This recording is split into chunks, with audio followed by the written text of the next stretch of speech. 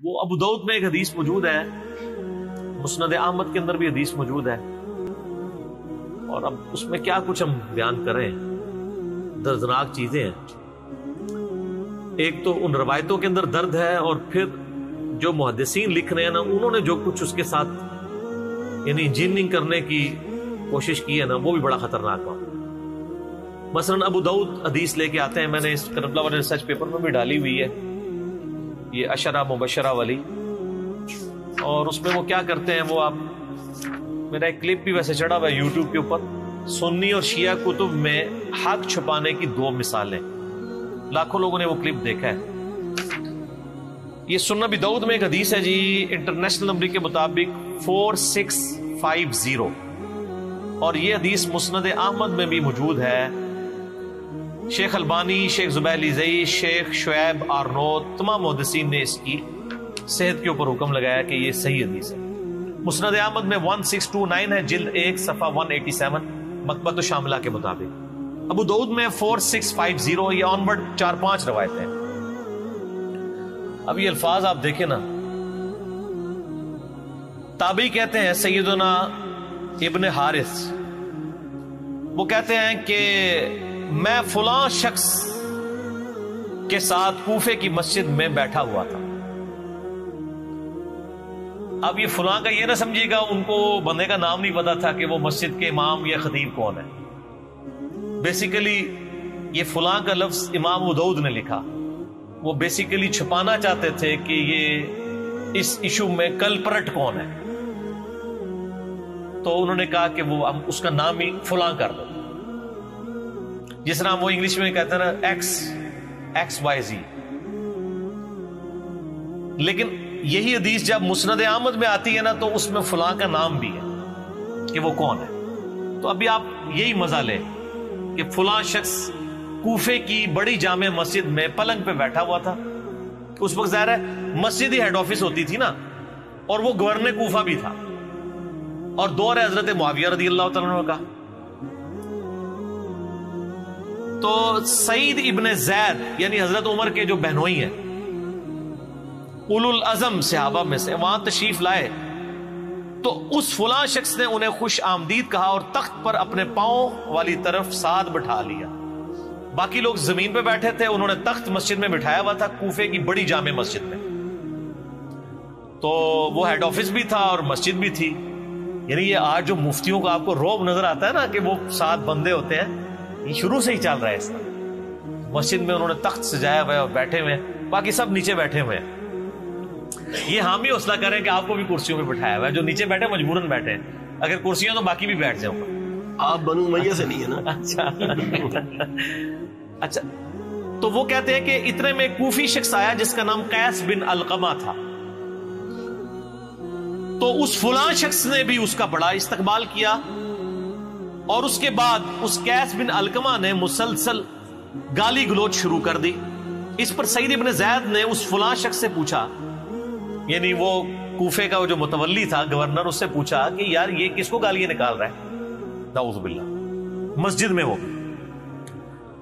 تو اس فلاں شخص نے کہا کہ یہ سیدنا علی ابن ابی طالب کو گالیاں دے رہا ہے۔ یہ سیدنا تو میں نے کہا، اس نے کہا یہ ابن ابی طالب کو گالیاں دے رہا ہے، نعوذ باللہ، مسجد میں۔ تو سیدنا سعید ابن زید نے کہا افسوس، میں دیکھ رہا ہوں کہ تمہارے سامنے اصحاب رسول کو گالیاں دی جاتی ہیں، اور تم اس جرم کو نہ تو برا سمجھ رہے ہو نہ ہی منع کر رہے ہو۔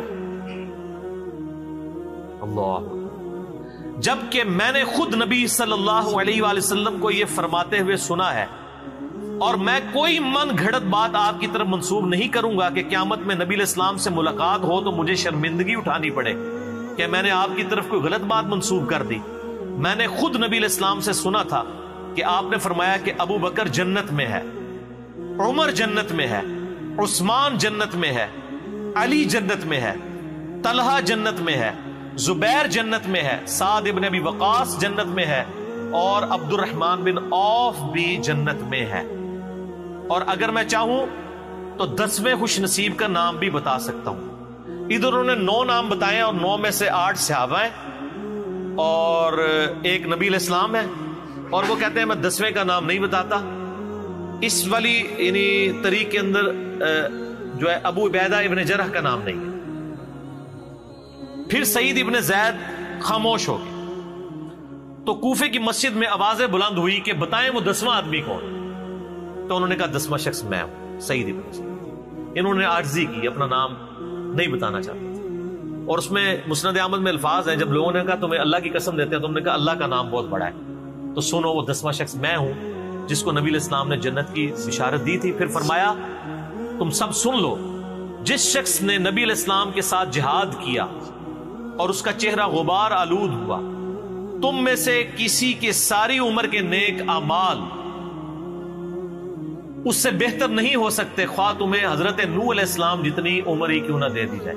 950 سال بھی تم لگے رہو نا، تو جو حضور کا ساتھی تھا اور وہ جہاد میں شریک رہا اور اس کے چہرے پہ صرف مٹی لگ گئی، یہ تو عام بندے کی بات ہو رہی ہے. مولا علی نے تو جنگیں جتائی ہوئی ہیں. بے شک سر مولا علی تو بات ہی کوئی نہیں، وہ تے گل ہی کچھ اور ہے. وہ کہہ رہے عام بندے دی گل کر رہے ہیں، تو چہرے کہ تسی مولا علی تے پونک رہے ہو. اچھا اب امام داؤد نے یہاں فلاں لکھا لیکن انہوں نے نام نہیں بتایا. لیکن ضمیر تو انسان کو ملامت کرتا ہے نا. آپ اندازہ کریں کہ یہ چیپٹر تھا خلافت کا جدھر انہوں نے یہ حدیث لی، اور اس میں یہ سارے ٹاپک ڈسکس کر رہے ہیں. اچانک نا یہ ساری حدیثیں لکھنے کے بعد نا ایک حدیث لے آتے ہیں وہاں. پہلے حدیث لے کے آتا ہے امام داؤد کہ نبی علیہ السلام نے فرمایا کہ جن لوگوں نے صلح حدیبیہ کے موقع پر اس درخت کے نیچے میری بیعت کی تھی ان کو آگ نہیں چھوئے گی، اصحاب شجرہ. پھر اس کے بعد اچانک ایک حدیث لے کے آتے ہیں کہ صلح حدیبیہ کے موقع پر جب سہیل ابن عمرو نبی علیہ السلام کے ساتھ معاہدے کے لیے آیا تو بار بار آپ کی داڑھی کی طرف ہاتھ بڑھاتا تھا. ان لوگوں کو عادت ہوتی ہے نا داڑھی پہ ہاتھ رکھ کے بات کرنا ہے کوڑی پہ. وہ کافروں کی طرف سے آیا ہوا تھا. تو وہاں ایک شخص کھڑا تھا جو اپنے تلوار کی جو وہ بیک سائڈ ہے نا، جو مٹھی والی سائڈ ہے، تو وہ اس کے ہاتھوں پہ مارتا تھا کہ اپنے ناپاک ہاتھوں کو نبی علیہ السلام کی مبارک داڑھی سے دور رکھو. تو اس شخص نے پھر پوچھا یہ کون ہے؟ تو بتایا گیا یہ مغیرہ ابن شعبہ ہے رضی اللہ تعالی. اب اس حدیث کا کوئی ادھر توقی نہیں بنتا تھا. اصل میں امام داؤد یہ بتانا چاہ رہے تھے کہ وہ فلاں شخص مغیرہ ابن شعبہ تھا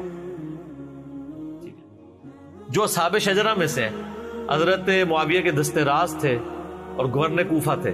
یہی حدیث مسند احمد میں جب آئی ہے 1629 جلد 1 صفحہ 187 مکتبۃ شاملہ کے مطابق، اس میں تو واضح الفاظ ہیں کہ وہ کہتے ہیں کہ میں جو وہ کوفے کی جامع مسجد میں گیا تو وہاں پہ مغیرہ ابن شعبہ بیٹھے تھے اور اسی طریقے سے ان کے سامنے جو ہے نا وہ گالیاں شروع ہو گیا قیس بن علقمہ. اور وہاں پہ یہ بھی الفاظ ہیں کہ انہوں نے 3 دفعہ کہا اوے مغیرہ اوے مغیرہ اوے مغیرہ. تو نبی کا صحابی ہو کے یہ کام کروا رہا ہے اپنے سامنے. چلو کسی اور بندے کو تو زیب دیتا. یہ سر کوئی ایرانڈ فڈڈ لوگ نہیں تھے جو صحابہ کرام پہ لعنت کروا رہے تھے مسجد میں بیٹھ کے. یہ وہ لوگ تھے جن کے آپ جھوٹے دفاع کریں. اور یہاں پہ تو اوے مغیرہ ہے نا. دوسرے طریق جو ہے نا سنن نسائی الکبریٰ کے اندر سنن ابی داؤد میں کی ڈیٹیل میں نے سارے اس ریسرچ پیپر میں واقعہ کربلا کا حقیقی پس منظر 72 صحیح الاسناد احادیث کی روشنی میں اکثر احادیث بخاری مسلم سے جمع کی ہیں. 200 روایتیں آپ ڈاک میں مفت منگوا سکتے ہیں. +923215900162 موبائل نمبر ہے. صبح 9 سے ظہر تک اور شام کو عصر سے مغرب تک آپ رابطہ کریں اس نمبر کے اوپر. فری ڈاک آپ کے گھر یہ ریسرچ پیپر 200 روایتوں پہ مشتمل آ جائے گا. اہل سنت کی حدیث کی کتابوں سے، حکمرانوں کی تاریخ نہیں. اس میں نے یہ سارے طرق جمع کیے ہیں. ایک اور جگہ ہے کہ اس ظالم کو دیکھو کہ یہ مسجد میں کس طرح کے کام کروا رہا ہے، سیدنا علی کے اوپر یعنی لعنت کروا رہا ہے. اور کئی ایک طریقہ یعنی، لیکن یہ میرا پھر دل دکھتا ہے، میں پھر اپنے جذبات پہ قابو نہیں رکھ سکوں گا. میں نے صرف عشرۃ مبشرۃ بالجنہ کے تحت یہ روایتیں بیان کر دی ہیں. باقی آپ اس کو دیکھ لیں. تو بیسیکلی انہوں نے وہ 10 صحابہ کے جنتی ہونے والی حدیث اس لیے سنائی کہ تم جنتی شخص کے اوپر لعنت کروا رہے ہو مسجد میں بیٹھ کے. ٹھیک ہے. تو حضرت سعید ابن زید نے ان کو روکا. تو یہ آخری وقت تک یعنی اس طرح کی چیزوں کے مخالفت کرتے ہیں.